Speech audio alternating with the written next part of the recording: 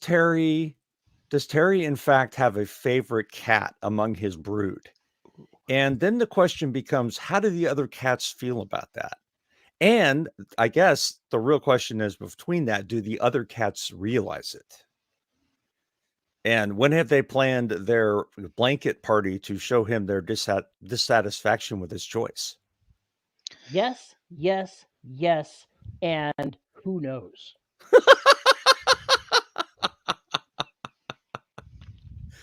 Oh Hmm. God. Okay, so clearing out that particular portion of the bookshelf seems to have backfired, unless that was your intent. No, she gets up there when I don't pay her enough attention. She'll reach around and knock books off of it so that I pay her attention. Wow, it's like you have a cat or something. I know, right? Now, see, people are going to watch over my shoulder and watch her going about her nefarious business. But then Oh, we could it's take that and then play it in reverse, and she looks like, she's summoning books and levitating them back onto the shelf like some strange feline librarian mage. okay. So there's your story prompt right there. A cat who acts exactly opposite of a cat, or better yet, you've got one that knocks all the shit over, and the other one who's putting it all back behind it. Now, that's So what you they have a dog for. The dog puts it back when the cat knocks it off. dogs do not put stuff back. Never, never. Hey Tim, Xander, William, thank you for joining us. Dogs don't do that. She's looking around, looking for Yeah, trouble. yeah, Yeah. that's We about taking bets normal. on what gets knocked off first? There's no telling. Well, howdy, folks, and welcome to another episode of the Dead Robot Society. As you can tell, those of you who are playing the imaginary drinking game that doesn't exist, things have started off a little serious today. We'll see just how serious they get, but that's neither here nor there. Thank you for joining us. Excuse my voice, as weak as it is. I'm Paulie Cooley. I got Veronica Jaguar and this Terry Mixing guy with me. Howdy, folks. We have not talked since last week, really. So, what the hell's been going on? Why don't you start, V? I have a little bit, since Terry was here for the pre-show, I got to hear some grumbles and gripes. So I'll start with you because you'll have interesting information. I do. Let's see. I guess on the, at least in the office front, I've got a new title that I'm recording in the realm of paranormal women's fiction, which is a relatively new subset of spec fic, and it's really, really fun. And unfortunately, it's making me hungry because it's set in a bakery. And so every other chapter there's making like light fluffy biscuits, or when I prepped it, I'm waiting to come back to the chapter that has the chocolate orange scones, because that sounds really good. And evidently there's a character who's a kitchen witch, and her specialty is coffee. So I already feel a kinship. At some point in the near future, we're going to have you give a genre explanation for all these genres, because Terry, Yes. you say these genres, and Terry and I look at each other like, I have no idea what the fuck that is. I think I might have an idea, but I doubt it. Right. If somebody doesn't die or is killed, or like a ship blows up somewhere, then it's like all up and around here for y'all. Well, I wouldn't go quite that far, but when you start getting into these subsections of romance or urban fantasy or things like that, or where they're crossing, I get lost. I can't tell what's different between paranormal, supernatural, Griswoldo, werewolfo, tentacle porn, whatever. I get lost. I think there's a writing prompt. Not sure what it's going to look like, but there you go. A We don't. complaint to the ethics committee is what that's going to look like. Let's see, the World Health Organization and the ethical scientists, you would love to have a conversation with you right now. Yep. Seems like that thing that you were growing, yeah, it got out and it ate a town. That's kind of not cool. But Plus, that's it your had too many tentacles. that's and now you're writing a Cooley book. Well, no, now you're living a Cooley book. That's a completely different animal. Fair William enough. West says new genre he heard about recently is progressive or progression. Can't remember fantasy. It's progression fantasy, and it's leveling up your character as you go. You're progressing in whatever your powers are, and getting new powers based on that progression. Yep. So is it lit RPG or is it just a matter A of lot of lit RPG is progression fantasy. Mhm. okay, that's what I would have thought. It's just Yeah. interesting that it's got a name now for that. Huh. Well, Well, congratulations, Tim. You got ooh. released a book yesterday. Cue the trumpets. Congrats. Well, what else, V? Was there nothing else? Oh no, there's some Hey, Jay. interesting big news coming out of the audiobook realm. Uh-oh. So more stuff has hit the Oh, do tell. rotating air advice. Oscillator. Yeah, that's the word. The turbine. Yeah. So it came to my attention through one of the narrator groups, and there is a clause in one of Findaway's. Oh, the mental image. David, send me an email after the show. Anyway, V, continue. Anyway, so there was a post that went out in one of the narrator groups saying, "Hey, did you guys know?" So in the Findaway contracts, not the narrator contracts, but the rights holder contracts. So the one that authors and distributors would see if you're going through Findaway, says that because of their partnership, and please, if someone can correct me because I don't have it right in front of me, the gist of it is that because of their partnership with Apple, they can use you have to opt out. You are automatically opted in, which I think is a lousy practice. Should be illegal. It should be. They can use your audio for machine learning, and you have to opt out of it. So this means if you've ever distributed a book through Findaway, it's out there. And as a narrator, well, when I look at my contract, it says nothing about it. It's a work for hire. So I now have to go to my rights holders and pretty much ask politely, because they don't have to do it. Nope. But can you please send this particular, chunk of text to Findaway to opt out of this, because I don't want my voice being used for that. I don't want my voice being used to train an AI. Because quite frankly, if I'm going to do that, I want to be properly compensated for it. So yeah, that's been the that's been this week's AI voice kerfuffle. That yeah, more fun. Lovely. Yeah. Yeah, I have to go back and look at Trident. Trident's the only book. Everything else I have is with Authors Republic, which pays less. But based on this bullshit and the fact that Spotify owns Findaway, I'm not sure I'm going to go back to Findaway for anything else. I confess I'm really disappointed, because the head of Findaway was doing a presentation at the Novelists Inc. conference that I was at in September, and he was like, "Oh, we're committed to the human voice, this and that." I pulled my phone out and recorded that part of it, because it's important. It's important to be transparent and label your work for what it is. If you were selling a book that was written by AI, well, are you going to put, it's like, "No, really, I wrote it, human, human, human." No, you would want at some point to say, "Nope, this was written by the level above three monkeys with typewriters." Same thing with narration. If you're going to put out something that's AI narrated, which I don't recommend for many reasons, label it as such. Don't.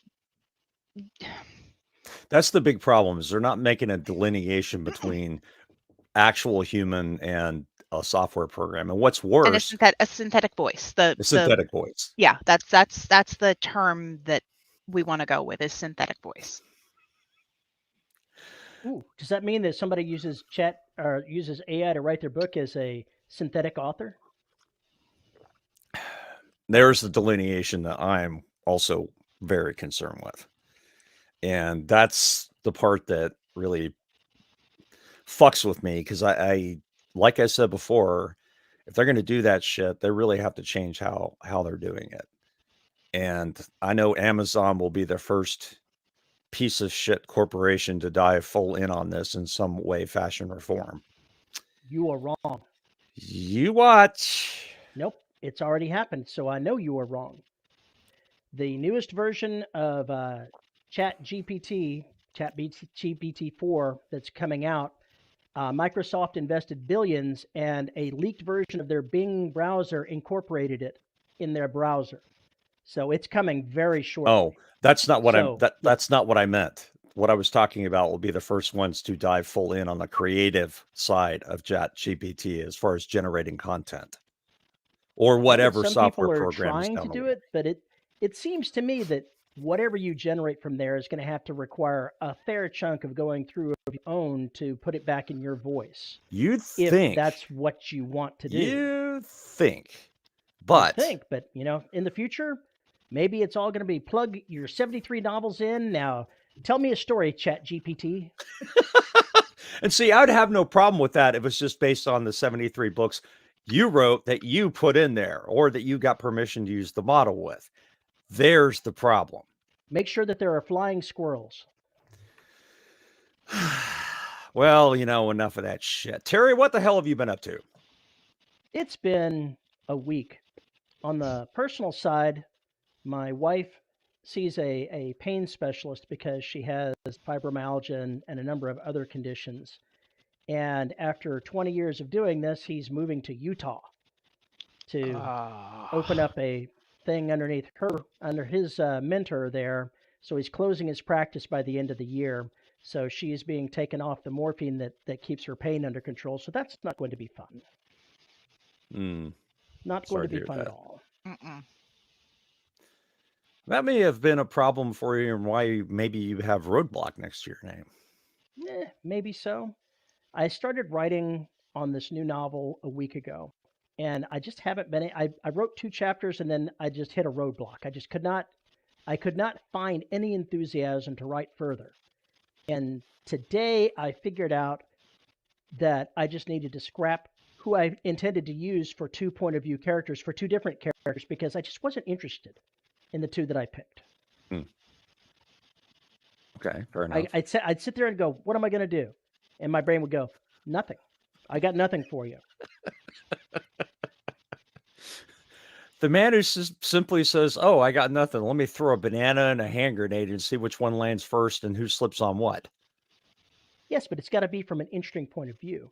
Okay, the problem is that I've used the characters that I had planned on using for the last couple of books, and I'm bored with them. I want something new. I have to be entertained. I'm entertaining myself when I write, and I just wasn't feeling entertained.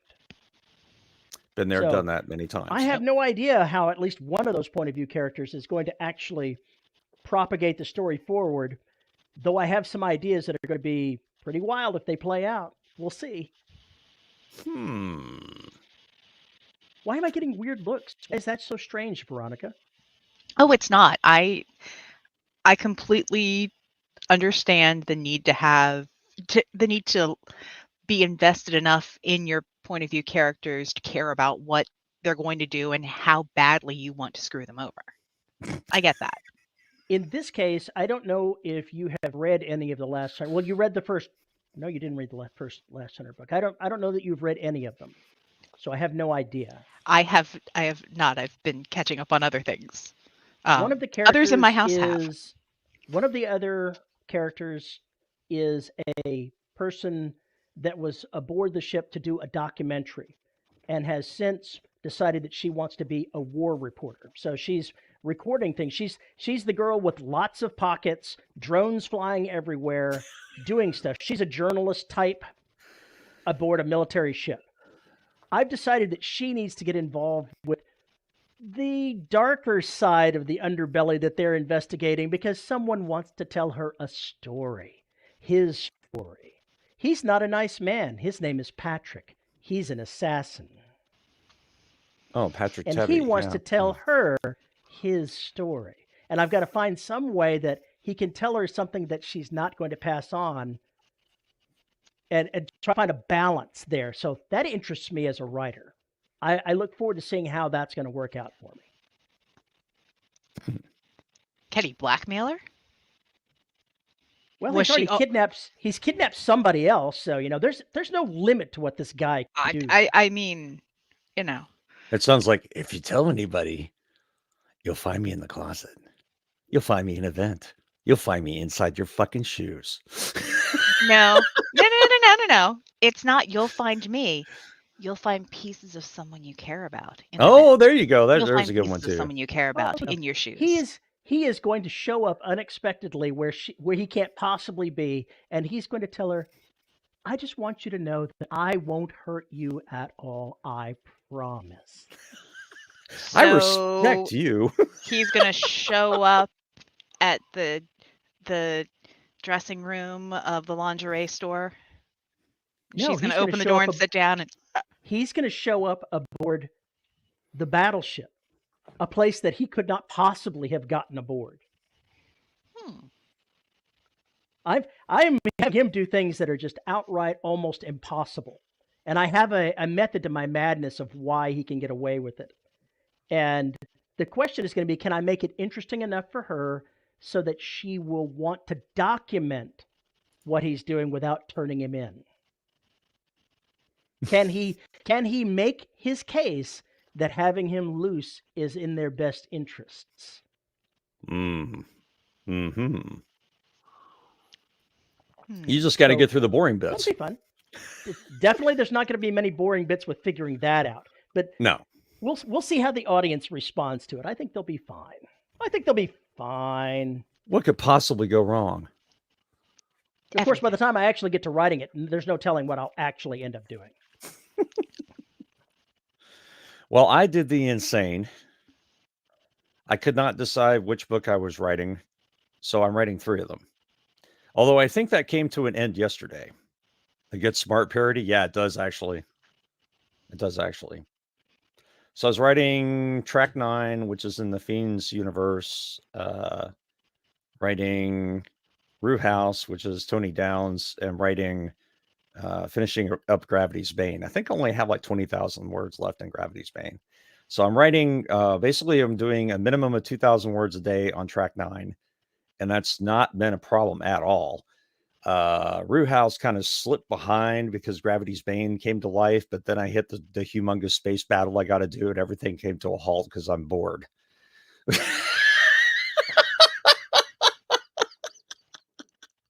So I have to figure out how to be excited about the space battle.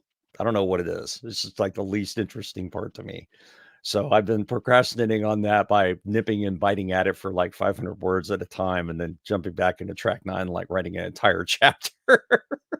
But it's working. I'm getting like 4,000 or 5,000 words a day, and going back and cleaning stuff up. And every time I come back to work on something else, if I get stuck on a paragraph, it just flip files and I'm ready to rock and roll. So it's working right now. We'll see what kind of disaster it produces. But I didn't think I'd be able to context switch with this, but it's actually working out really well. The characters are so delineated because the main character in Track 9 is nothing like the folks in the Soul and Beyond universe. So that's working out just cool. I've never done that before. It's been weird. I didn't think it would work, but it did. It just took me like a day to get used to it. And then it was just like whenever I ran out of steam, I flipped and immediately got steam again. And that was kind of neat. And then got really invested in both stories. So I just need to get off my ass, do the work, and get this damned space battle done so I can get on to the interesting stuff. Terry, I've seen whiskers. I've seen a tail. What is going on over there? She's trying to figure out, whether she can mess with stuff. Because it's what she does. I'm thinking she can mess with stuff. Well, here's my question. What in the F and hell are we going to talk about today? Apart from the fact that Spotify find a way, the whole mess sucks. So does Apple. Throw them out the airlock. What will we do in 5 years when all creative endeavors are taken over by AI? I'll be in another country. Thanks. I'll be in another country. I'll still have to pay somebody's college tuition, so. Who needs college? Hey, Rick. Who needs college? Now, I did not get a chance to respond to this because, we were having somebody else was having a conversation about something else, and I thought it was a little much. But, David, a coolie book requires a sailor cap and a crotch tentacle. Now, does that go for my deep space sci-fi stuff too? Do I need to start, for like Ancient Trap, I need to have the astronaut? Ooh, you know what? You need a Crotch Post-it tentacle. and a pencil right now? Crotch tentacle. That's not really a bad idea. Cool. That's a detail I can add. I apologize for those of you that already read an Ancient Trap. There probably will be a penis tentacle later. Anyway, don't look at me like that.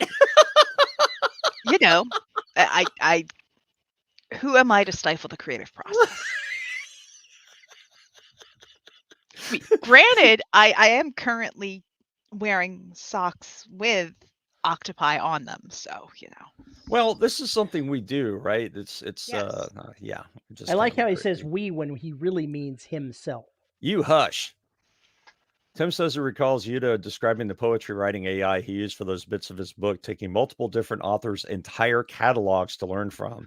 And even then it was pretty obvious that it was artificial. If I remember correctly, didn't he have 3 of them going at the same time over the same model? It was something like that. I do not know. It was all on Twitter. He had a whole thing about that, but that was like a couple of weeks or a couple of months before Sri Lanka hit the fan.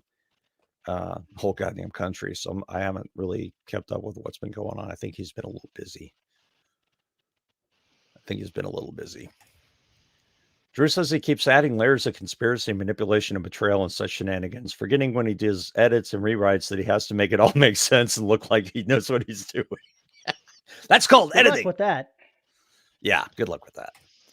Yeah, I keep forgetting all these really interesting ideas, and when I start to write stuff down in my outline, I'm like, wait, did I decide to do this or did I decide to do that? And trying to keep all of the different threads straight.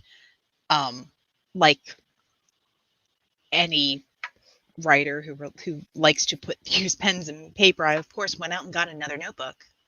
Yeah, I got. So that's what one does. Of course, but it was a sketchbook, so that I can kind of draw out different lines and plots. Because I've got I know what I want to have happen at the end, but I've got to get all the fun stuff in the middle to get there. Yeah, the which can become the swampy middle. The fun and games section, as one calls it. Yeah, and I don't mind it once I figure out what needs to happen, because once you have it set up, you almost wind up doing it like almost like TV episodes. Like you can have, that 45-minute episode here, and here, and then just string stuff together. But you have to figure out what it's going to be first and who needs to get featured. And yeah. It's kind of like something that I did in the last book that I was writing with Patrick the Assassin in there. I decided he needed to be involved and speak with a character, but she was involved in a gun battle. So I had him show up and shoot somebody and then kidnap her in the middle of a gunfight. And I said, I have no idea where I'm going with this, but that's really fun to do. Severe left turn for everybody. Everybody's like, what? What? What? I had to go back and edit a few things from previous chapters because I was like, yeah, there are things that have been done that now need to be fixed. Once I inserted that, some chapters afterwards too. Jesus Christ.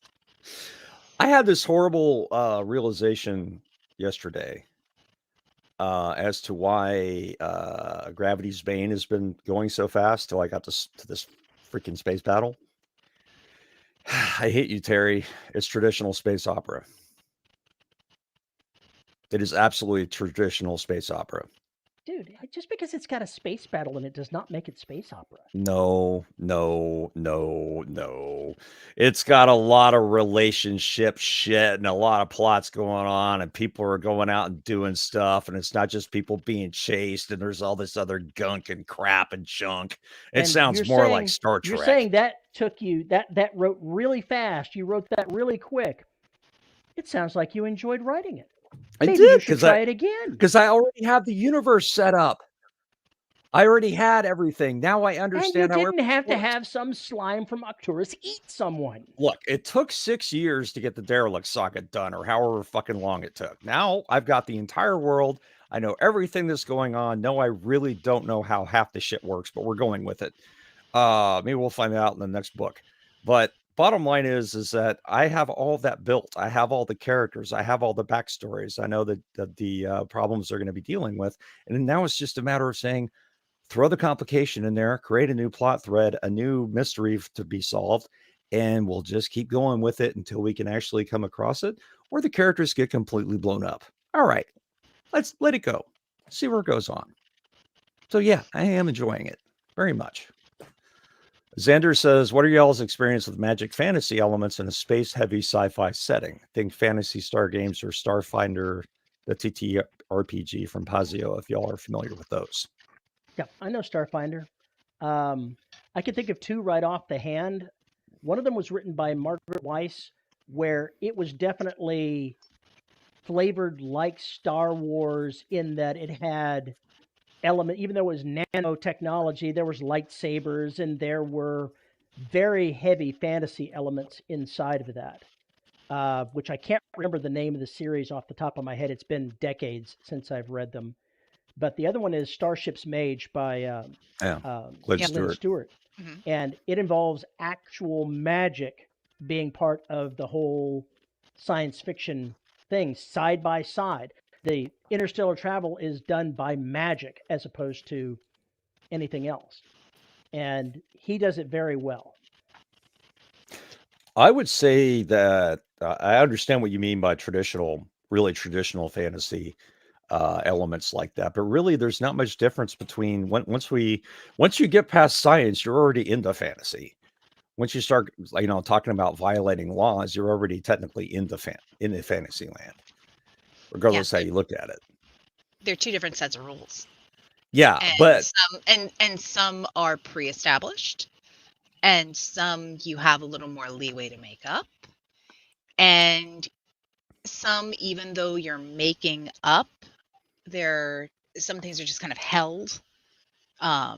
So like with magic, plenty of people make up their own systems, but one of those tenets is that everything has a cost, which, flip over to science. Matter cannot be created nor destroyed, only transformed. Exactly. Every action incurs an equal yet opposite reaction. But Margaret Weiss's story was Star of the Guardians, was the series. Oh, okay. I posted a link in the Discord live channel.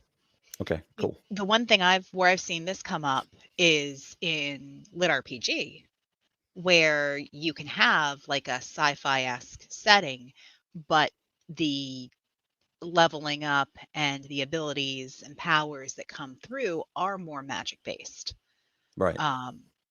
And yeah. Oh, yeah. Yep. That exists. Yes, that is Nobilis Reed. Yes. That is Nobilis Reed. The I don't remember the name of this series, but the first book is called Scouts. Yes. I remember that much. I was at that book launch. Yeah, and there's another series that he writes that incorporates well,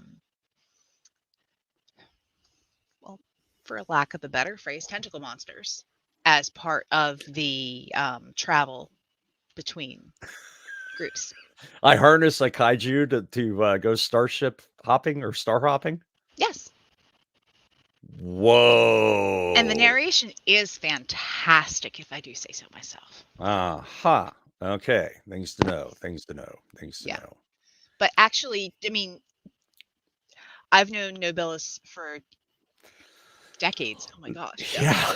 Wow, I'm old. We both have. I know, but it's if you've not checked out his work, And you're into Rumpy Pumpy. Yeah, you have to be into your grittier, spicier stuff, but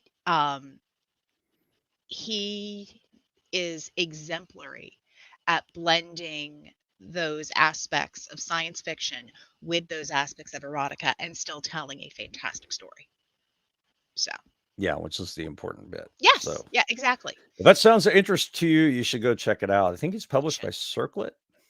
No, is that right?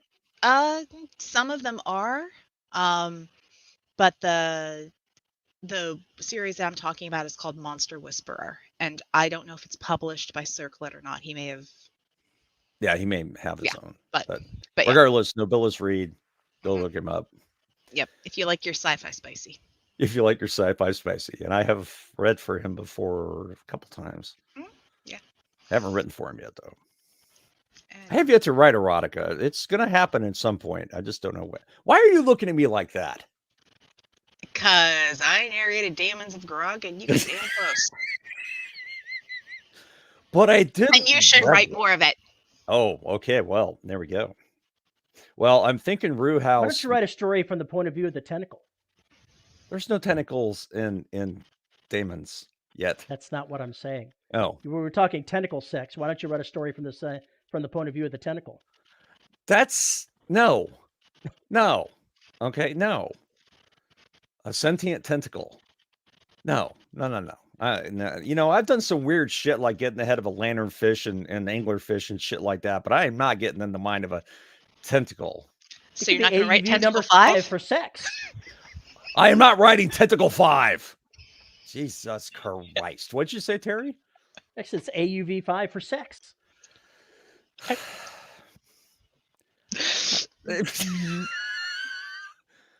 Why doesn't Terry write from the POV of his elbow? I don't know if anybody. Because my elbow's always behind me. What is it going to see? It's always back there. It's seeing what your cat's doing right now. I should write the point of view of my cats. An entire novel from the point of view of the cat. I have suggested actually, I know that some people have done this. Detective cats solving mysteries. Detective dogs. There's a video game that's all over there she goes. From the point of there view she of cat. goes. She's going to knock down books. I'm looking at you. The video game in question is called Stray. Yes. And I have not been able to play it. I got to see like the first chapter walkthrough or whatever before I stopped because I was like, I didn't want to play this. I don't want to watch any more of it. But it's amazing. And I read how they created the cat. They got one of those hairless cats and loosed it in the office and then made obstacles for it because they're supposedly the most gregarious and intelligent of the cat species. House cat species, if you want to call it that. Really? So a Sphinx cat, I think is what it's called. So they had one of those running around the office for like 9 months, and all they did was model everything on the cat on that one. And then they used one of the developers' cats for the actual model, Tabby. So the original cat that everything's based on, including some of the obstacles they came up with and puzzles, are based on the Sphinx cat they had running around through the shop for 9 months while they were working on the game. So I thought that was pretty damn cool. That was really cool. Loved you see something wrong with the cat tree behind me? Yeah. Did somebody get up there and knock something off? They broke off the top arm. May I ask how they did such a thing? Well, you see how it's tilted sideways? Uh-huh. I.e., it's scooted around this way. It's because they come in from the hall, and they launch themselves and land on it. And they do it so often that it just turns it sideways. Somebody hit it high and snapped off the plastic that it was mounted on. So I'm going to have to go ahead and disassemble it and chunk it away and bring one of the ones from downstairs upstairs. Oh, no. Oh, pobrecito. Why don't you just make one? Because they're cheaper to buy. That's why. Really? They are. They're less than $100 for a big one, so why would I waste all the time and effort it would take for me to make one? Yeah, fair enough. And currently plywood is very expensive. Especially in certain parts of the country right now. Yeah. So. Yeah, for those of you who are freezing your butts off, we hope that you're warming up and still have power. Yes. For those of you all in Austin, Texas, that sucked. Sorry about that. I should check on my sister. Yeah, certain parts of Austin were without power during the freeze for a while. And I don't some know of them were anything about stored. that. Terry knows Not nothing about it. Not this freeze, but the 4 days we were without power during the last big one. Jeez. Yeah, but you didn't need that. That was nothing. That was Sure, I didn't mind that the entire set of water in my house froze over. That wasn't a big deal. that wasn't a big deal for my parents. I don't know why it could be a big deal Burst for pipes, you. who cares? Yeah, I know. I didn't have one of those. That didn't happen. No firewood, can't keep warm. No, that wasn't a problem. And now I figured out that it actually damaged the upstairs water, so I got to get a plumber in there to go in there, take a look, because I think one of it cracked the pipe. During this last freeze, we had the PEX freeze again, but it didn't rupture anything. Right. So we're going to have to get somebody to come in and put more insulation in the one area that is problematic. It's got a vent right above it in the ceiling, and it has almost no insulation there. So obviously it needs to have significantly more to keep it from freezing during the next event. The next event. I love that. Not when, if there's a next event. When, just the next event. It's happened 2 years in a row. Yes, it's just we're not till the 12th of February yet. So once is happenstance, twice is coincidence, 3 times is enemy action. 3 times is Mother Nature's pissed. What is David putting out here? The picture. The picture. Oh, the picture. The picture. Got it. The original, horrible, awful picture. Where did he put it? He put it in live on Discord. Oh, no, he didn't. He needs to put it in live on Discord. I'm not seeing it. I said he needs to. I didn't say he had. Haha. Matt, you've confirmed my suspicion that there are dragons in Wales. Just hide them. I told my father that you lived in Wales, Matt, and he looked at me and he was just like, there are people there? I was like, oh, that's mean. He's like, he looks at me and he goes, have you been to Wales? I was like, well, no. Have you? Yes.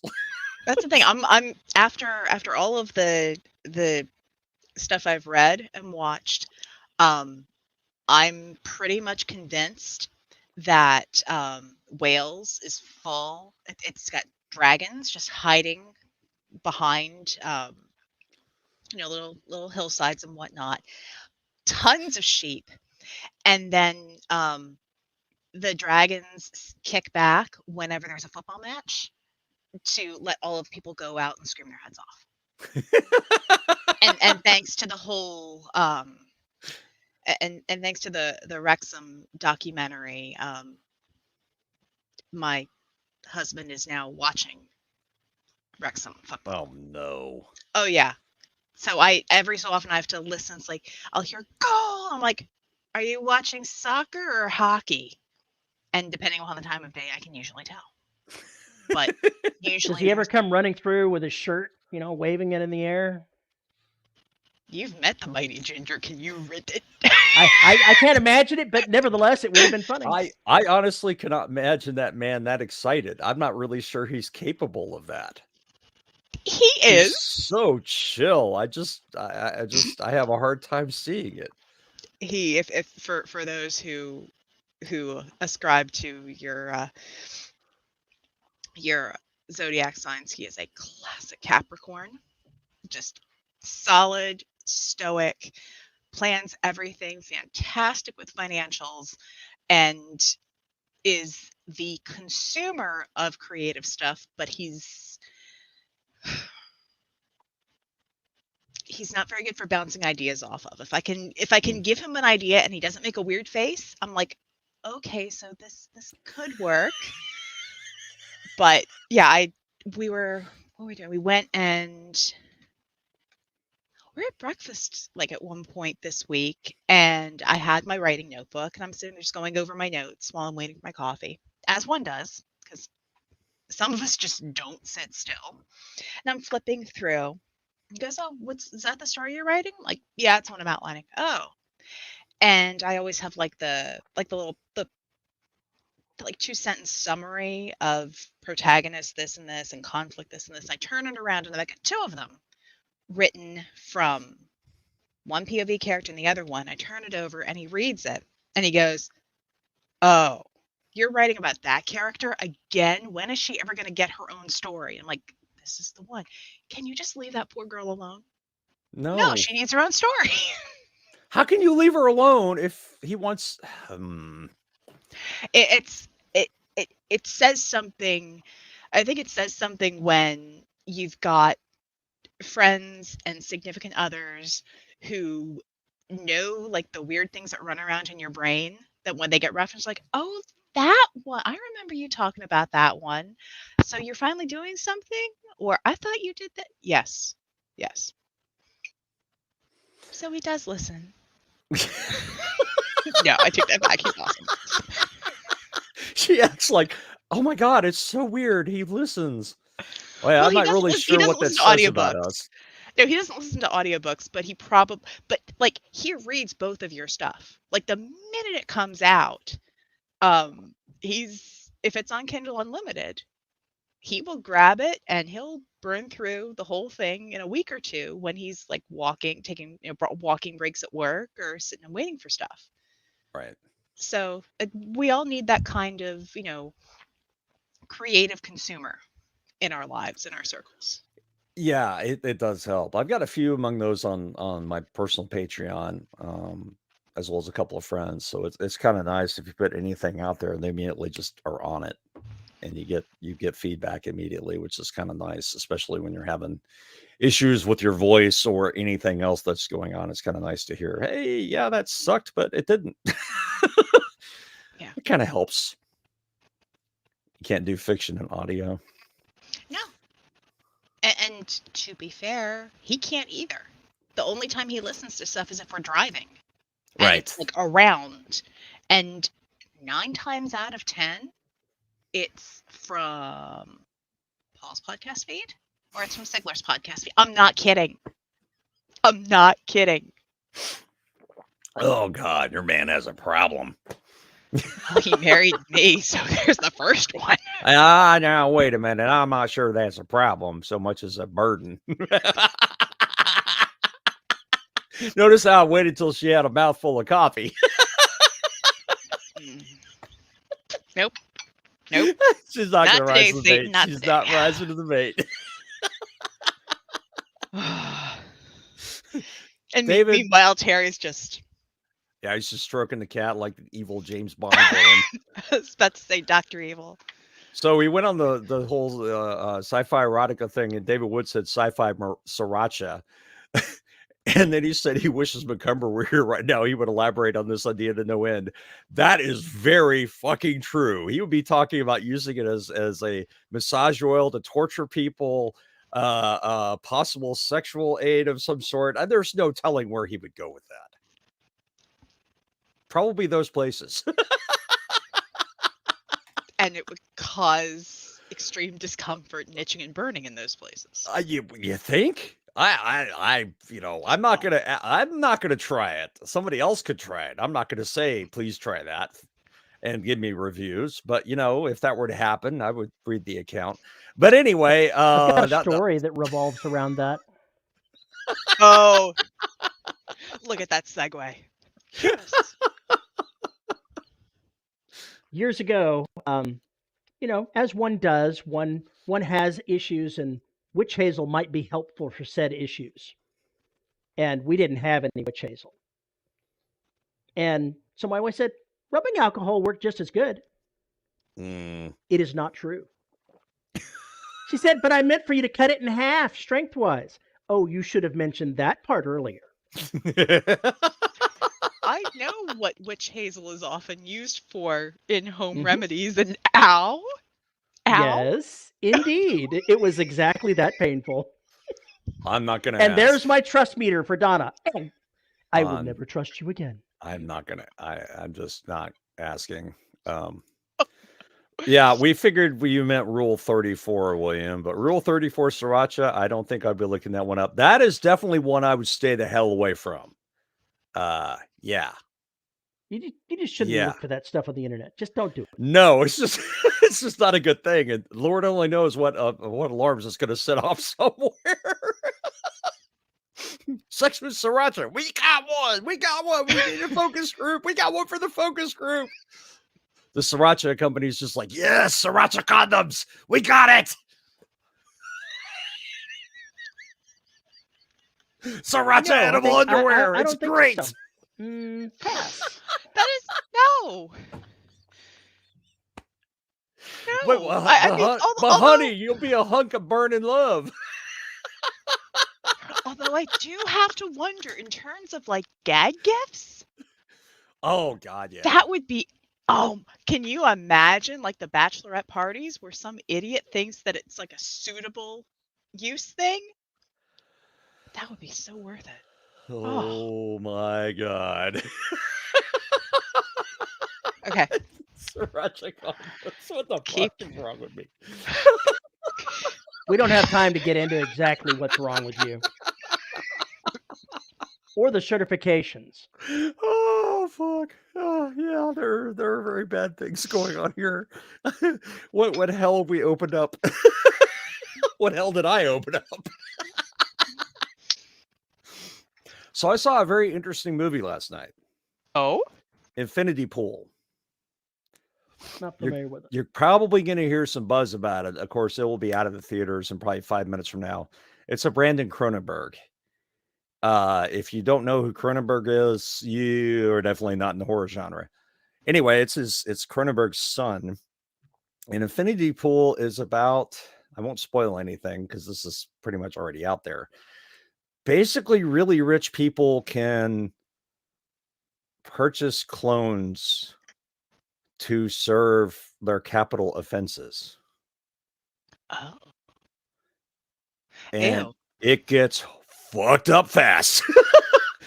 Anyway, it was the really interesting part about it for me was the descent into quasi delusion, how it was portrayed in the cinematography.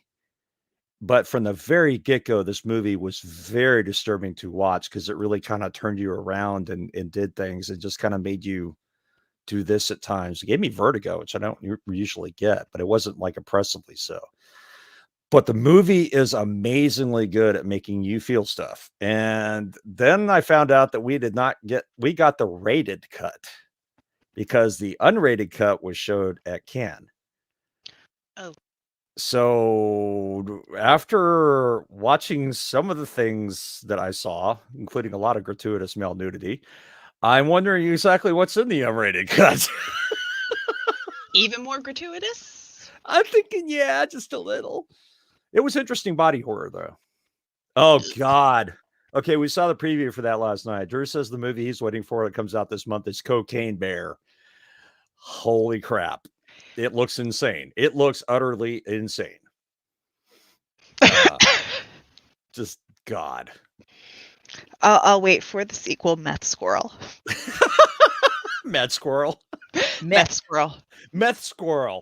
Meth Squirrel. Mushroom Moose. Is that the next one? You got a moose on psychedelics. He's just kind of wandering around, LSD links. Yeah, you can make a whole series.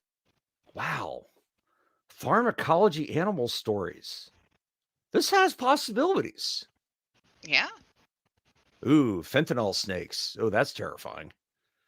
Ooh. No, if you were going to do fentanyl, you have to do something like a bigger, badger. bigger Fentanyl badgers. Oh, have y'all considered co-writing a book with one another? If so, what sort of story would it be? It's a good question, Xander. Huh. Antelopes. Acid antelopes. Or anteaters. Aardvarks? Aardvarks. Go with the aardvarks. V, would you collaborate with either of us bozos? Hell yeah. Why? What the hell would you want to collaborate on? Like what genres? Or Well, yeah, what kind of story or something along those lines? What do you think it'd be fun to write with one of us or both of us?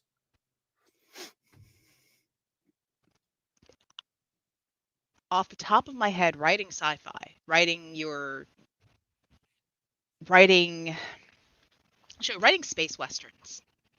This because that's one of my absolute favorites, and that's kind of what I'm working on right now. But that's always, I think that particular subset pulls like my favorite aspects of space opera. But depending upon how you write it, you do have that there's a little bit of like military space battle stuff going on. And it also opens up the possibility for having interactions both on the ship and then like on a planet or a moon or a colony someplace else. And Paul, sorry, thanks, I'm looking David. at chat. Yeah, chapter 3, David. Paul kills them. Okay, look, so Chapter 1, Terry introduces relatable characters and exciting plot. Uh-huh. Chapter 2, V develops rich relationship between them. Chapter 3, Paul kills them. So here's the funny thing. I know that there's certain things I know I struggle with on my first drafts. I always struggle putting enough description in because I don't want to like chew the scenery, and so I strip everything very bare bones. And if I'm collaborating, someone needs to often come in and fill things in. My strengths are usually dialogue. And maybe that comes from having to narrate so much stuff just back and forth, or having really, really shitty dialogue writing skills early on and being told. No, so I was right. This is literally like pre-children decades ago. And I was writing fan fiction, and it was awful, as most beginning fan fiction is. And someone said, "Do you listen to how people talk?" Yeah. And I went, "I thought I did." He's like, and his advice was, go rent 2 Kevin Smith films. Oh God. And watch them. Oh God, yes. And watch them idiocy. and listen to how people talk. Yeah. And so I went, and this was in early 2000s, and I remember I rented, when you actually had to go to the movie rental store, I rented Chasing Amy, which to this day still makes me cry because it has that stupid effect. Boys. But Chasing Amy, and then I think I got Mallrats because I knew Clerks inside and out. But watching those and listening to how people talked.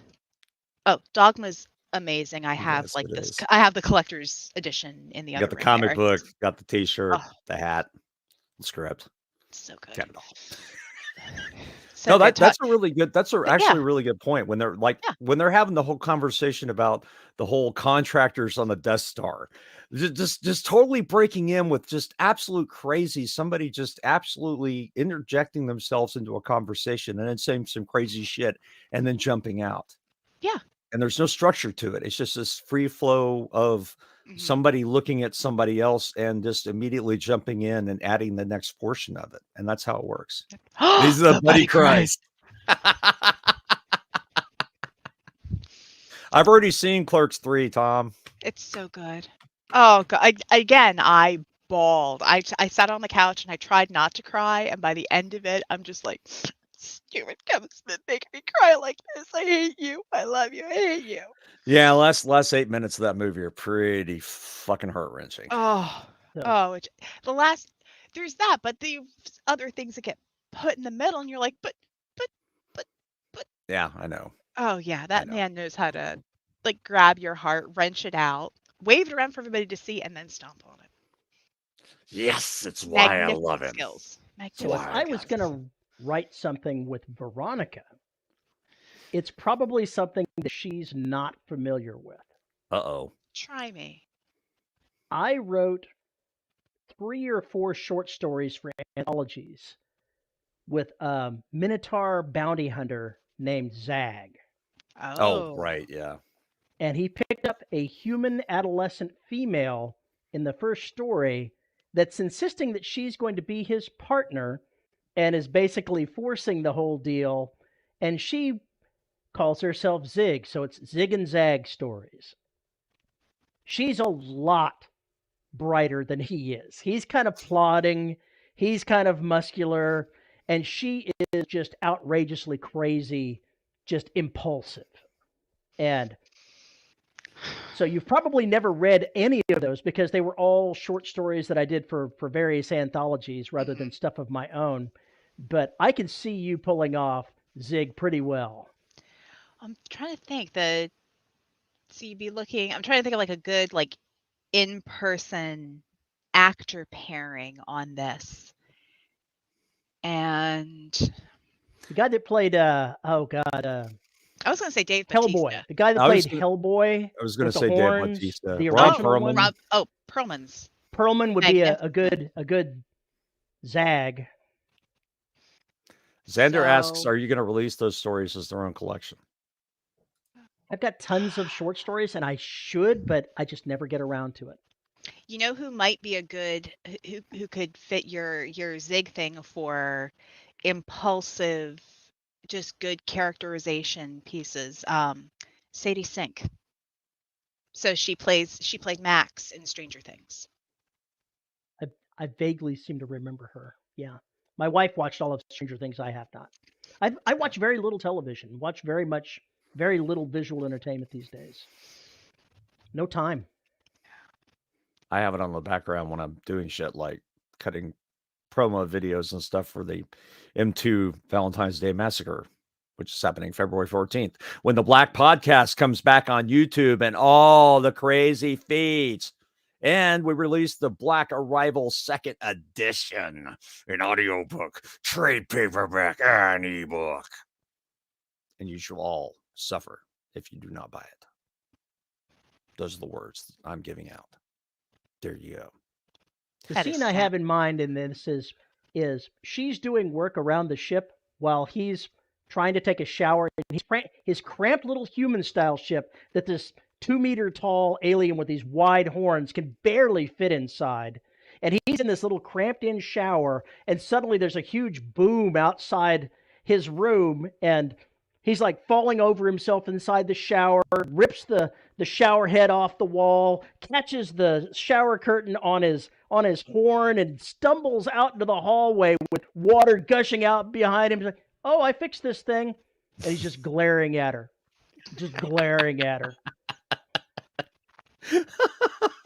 Destroyed his entire room. Fun stuff. I haven't decided what I would write with Terry. I think with V, I would probably want to write something like Garaga related. I think I'd really like to explore that because I think she would have a really good insight into a lot of the femininity that I do not have access to. Yeah, no, you haven't seen me try to write certain things. Well, okay, fine. But I would like I get it. Those stories could benefit from an actual point of view that is not male. Put it that way. Fair enough. So I would love to do something along those lines because I think you get the spirituality and the other stuff that I was working with and trying to make kind of work there. I think you understood that and grokked it, and that's the kind of thing I would like to write again. Is more stuff like that, more stuff like Daemons, more stuff like Legends, those kinds of stories, because those are places where you have a lot of fun. You can have a lot of fun with emotions. You can put in as much rumpy pumpy as you want because that's the way it is when you're dealing with incubi and succubi. And you can basically write no end of stories because there's no end of Nephilim in the world. You just have to make a decision on which ones are there. And for anyone who would think that Paul and I writing would cut down on the number of characters sent off to the graveyard, no, because like Secret World stuff, no, I happily killed off people. I happily, joyfully. Misty may have been the one to write the sentence in the Word doc where we killed off Handsome Devil, but I wrote the rest of it. God, people are so mad. And I'm the one who's like, so we have to bring everybody together for this big, huge event so we can, cause chaos. What do we do? I'm like, let's murder the matriarch. They're like, "What? How do you do that?" Like, no, we just need to murder her, so then we'll have a mass funeral. Or we can murder more of them. I don't think we had a body count for the second thing. But no, so for those who think that I am the sweet fluffy version, no. The sweet No. fluffy version is usually the one you have to look out for. I remember Neil Gaiman was and Terry Pratchett were being asked who wrote what parts of Good Omens, and because everybody figured that Neil wrote the darker parts, and he said, "Oh no, no. Terry took us down that road." And I was like, "Oh, that sounds like Mr. Mixon to me." Oh, wait, he's talking about Pratchett. Never mind. But basically, in that particular instance, the two kind of traded roles as far as the humor and the dark stuff. And I'm sure they collaborated on all that stuff. It's impossible not to. But I love the idea of Terry jumping into something like that, because he has that. If you listen to him and you talk to him long enough, he actually has the thoughts and the imagery to make it happen. He's just too much of faith. Well, if you have faith and a comment about this episode, you can send an email to show@deadrobotsociety.com. You can contact me on Mastodon at Paul_E_Cooley at VYRSE.social. You can find us on Facebook at the Listeners of the Dead Robot Society Facebook group, or Terry Wrangles the Madness. We have to thank our wonderful host, pod hoster, for making all 14 bazillion episodes of the Dead Robot Society available for your ear holes. If you want to see our ugly mugs and Veronica, you can find us on YouTube at youtube.com/DRS podcast. And if you want to support the show, you can find us on patreon.com/DRS podcast and buymeacoffee.com/DRS podcast, where for as little as $1 a month, you get access to this nonsense and other live shows like the DRS After Dark that's coming up in about 10 minutes. So, time to get our freak on. It's when we hang out with the patrons and we say, wow, let's talk about the stuff we can't talk about in public. Woo! It's where we also do other nonsense that's probably not fit for the public airwaves. And at the $10 level, you get your name read. Our $10 patrons are Tony L. Joy, Rick Shaw, Lisa Slack, Isabel Cushy, and Tim Niederreiter. Thank you very much to all of our patrons for making the show possible. What was this episode topic again? Dude, there was a topic. No, there was not really a topic. Potpourri. Potpourri. Yeah, potpourri. This will be another one of those mental potpourri episodes if I ever get an actual title for it. Not safe for life. Well, I had a topic, was talking about it, and I realized, well, that was a short topic. Okay, fuck it. All right, let's see where we go after this. And that's usually just introducing something and see who goes crazy with it. And we have one more thing we have to do before we duck out of here, and that is to talk about the fact that we are railing against the 12-step group for our caffeine addictions. And we get our caffeine from, where do we get it from? CorpseCoffee.com. Thank you for the visual prompt. Visit CorpseCoffee.com and get access. And check out their coffees, their great boutique teas, and their wonderfully weird webcomic, and tell them DRS sent you. Visit CorpseCoffee.com and get the dead in your cup. And with that, I think we are out of here, unless my co-hosts have some final words to say. No, we will see you guys, whoever's going to be there, in the patron show in 10 minutes. Actually, be more like 7. We're going to do it 16:10 CST, 4:10 CST PM for you losers who don't understand 24-hour time. You'll get the links in a minute. With that, thank you very much for joining us, and hope you have a great weekend, and we'll see you next week. Have a good one.